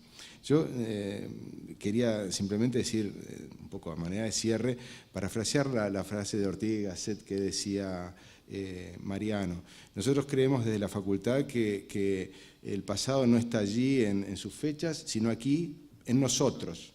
Somos nosotros el pasado, de alguna manera, y tenemos la responsabilidad de tomar cartas en el asunto, en ese proceso histórico. No solo mirarlo, no solo balconearlo, sino realmente tomar nuestra responsabilidad como época, como generación, y rompernos todos por dejar lo mejor para lo que va a venir. En ese sentido, entonces, simplemente a modo de agradecimiento, quería decir esto, de agradecimiento de todos ustedes que han venido, es nosotros somos muy conscientes de la responsabilidad que la sociedad transfiere a esta facultad y tratamos de estar a la altura de ella. O sea, simplemente muchas gracias por haber venido. Gracias, Esqueloto. Entonces,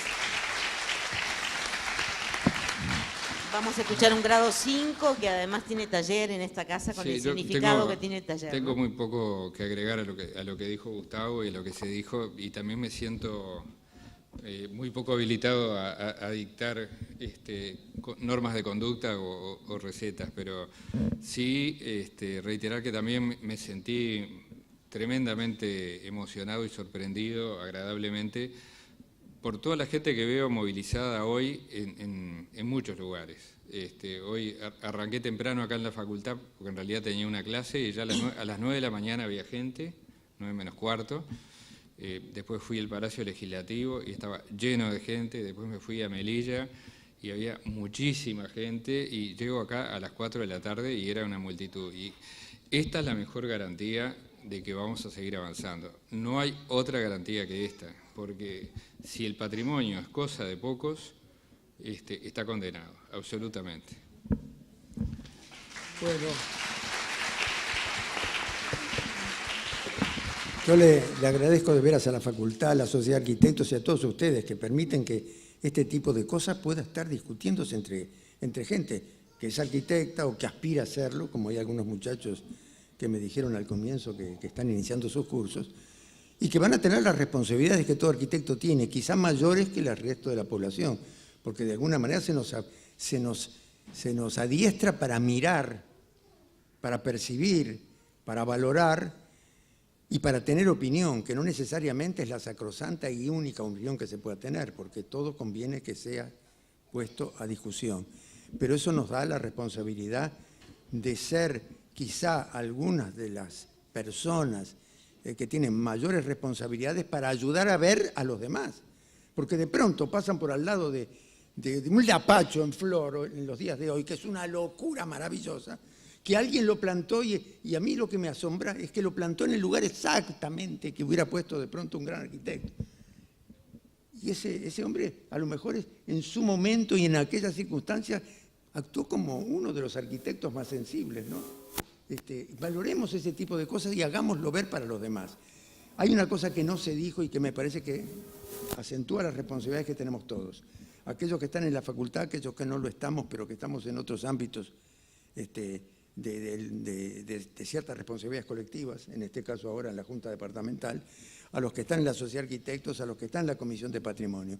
Lo que no hay derecho, por eso es que a veces se generan las cosas inconvenientes, no puede ser que con las normas procurando defender valores que consideramos comunes y perdurables, que por lo menos lo consideramos hoy, sea el propietario individual y privado el que tenga que cargar con la responsabilidad de ser el que lo mantenga, sin apoyos públicos, porque vamos a decir la verdad, depende en qué lugares está para que tenga la exoneración de ciertos impuestos.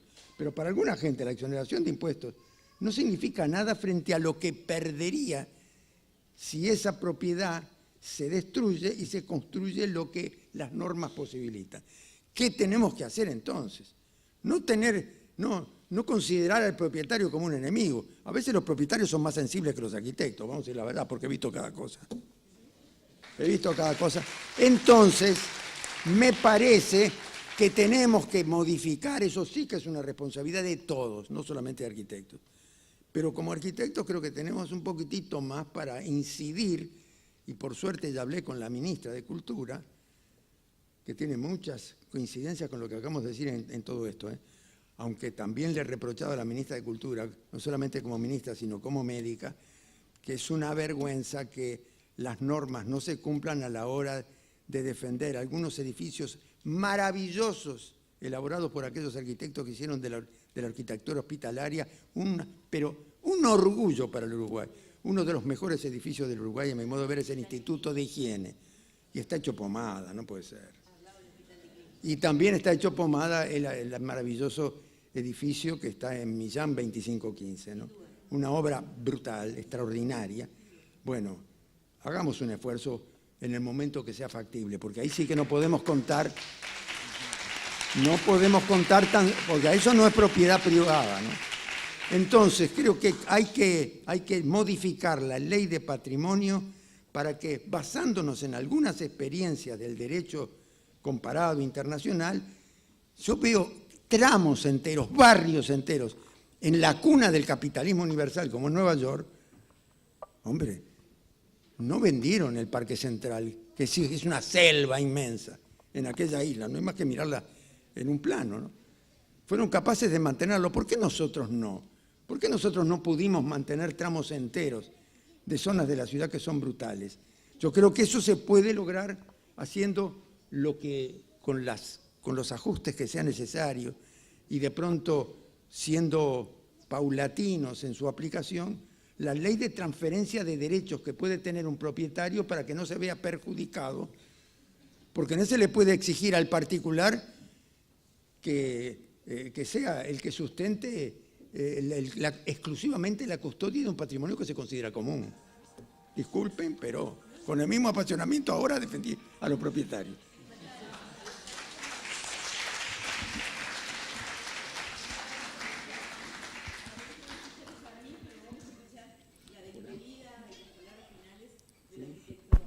Bueno, primero, a la pregunta, en definitiva, lo que tenemos que desarrollar es el conocimiento.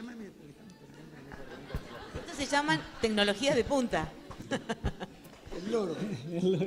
Y que lo intervenga Arana es todo un tema. Bueno, seguimos. De alguna manera, el reconocer es reconocernos a veces como arquitectos en cuál es el ADN de nuestra historia, pero de toda la sociedad, dónde está la esencia de esa historia, para poder de alguna manera ser conscientes. Hasta que no somos conscientes de cuál es nuestro patrimonio, cuál es nuestra herencia, difícilmente podemos estar dispuestos a defenderla. ¿Tá? Ese es el primer paso. ¿Tá?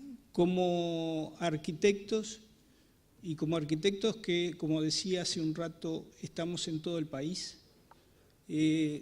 tenemos sí una gran responsabilidad de ser articuladores, veedores de nuestro patrimonio, articuladores para que de alguna manera sea defendido y sea proyectado hacia el futuro. Ese quizás sea el compromiso más grande que tenemos, hacer que el patrimonio que hoy hay, que reconocemos, sea posible de que sea mejor en el futuro, porque además va a tener incluido los nuevos patrimonios que podamos incorporar. Claro. Quería finalmente dejar un muy grande agradecimiento a varios. En primer lugar, agradecer a la Comisión de Patrimonio de la Sociedad de Arquitectos que hizo posible esta reunión.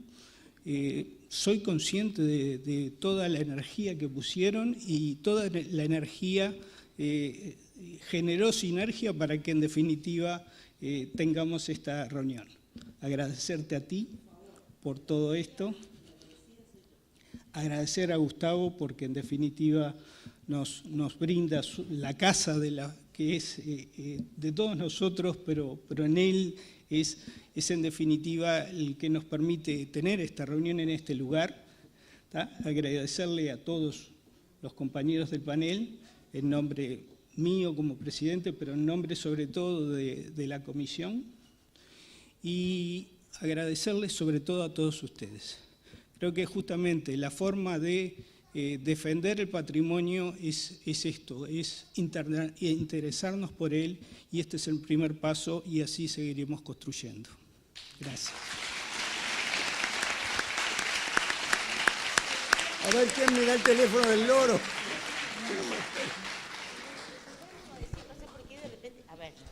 A mí me falla el micrófono a veces. El decano quiere decir unas últimas palabras. Antes de que las diga, si me permites, ya quiero aprovechar y despedirme de Juan Articardi, quiero despedirme del arquitecto Arana, quiero despedirme de Esqueloto, quiero despedirme de ti también, y te dejo las últimas palabras que como dueño de casa hoy, como decano hoy, te corresponde.